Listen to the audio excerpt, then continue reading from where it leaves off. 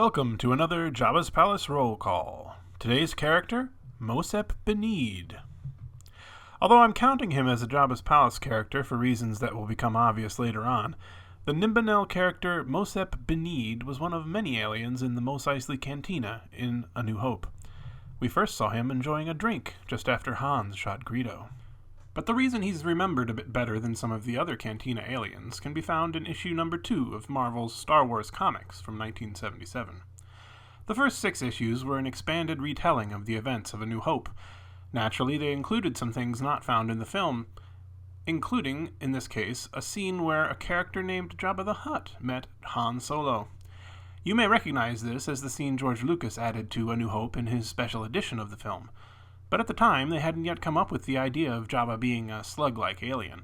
So for reasons that are still a bit mysterious, the artist Howard Chaykin decided to base the character design on the Cantina alien we now know as Mosep Binneed. The scene is very similar to what was added to the special edition of the film, but it is a bit jarring to see this guy being referred to as Jabba. After Return of the Jedi made it clear what Jabba looked like, it was retroactively decided that the character from the comics was actually Jabba's accountant, who sometimes used Jabba's name when representing him. And it was decided that this Nimbanel character from Jabba's palace was Mosep, even though he's dressed more like Obi-Wan than the character we saw in A New Hope or the comics.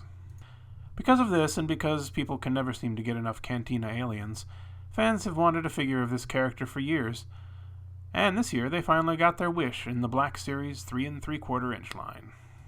There's absolutely no explanation on the package of who this character is, but then again I suppose kids probably wouldn't be lining up to buy a figure of an accountant.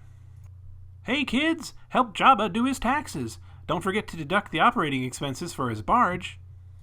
The figure itself is pretty attractive. He's dressed in the outfit from the Cantina, so most people are probably going to use him as a Cantina alien, but I'll have him in my Jabba's Palace display. His only accessory is a tiny pistol, which we never saw in the film, but I guess it makes sense for a crime boss's accountant to be armed. My main complaint about the figure is that his knee joints and the rubber skirt part of his outfit make it impossible for him to really sit down. That's about as close as I can get. The head doesn't have a ball joint, which limits posing a bit, but it does look nice. The wrists have no articulation, but the gloves do rotate, and his arms bend at the elbow.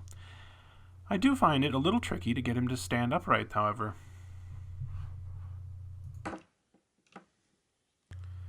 Overall, it's a pretty nice figure, and one with a history that makes him of particular interest to Jabba fans. After all, this is what many people first knew as Jabba the Hutt. I'll be making more videos like this about the denizens of Jabba's palace and the merchandise that has been made for them, so please subscribe if you'd like to see more.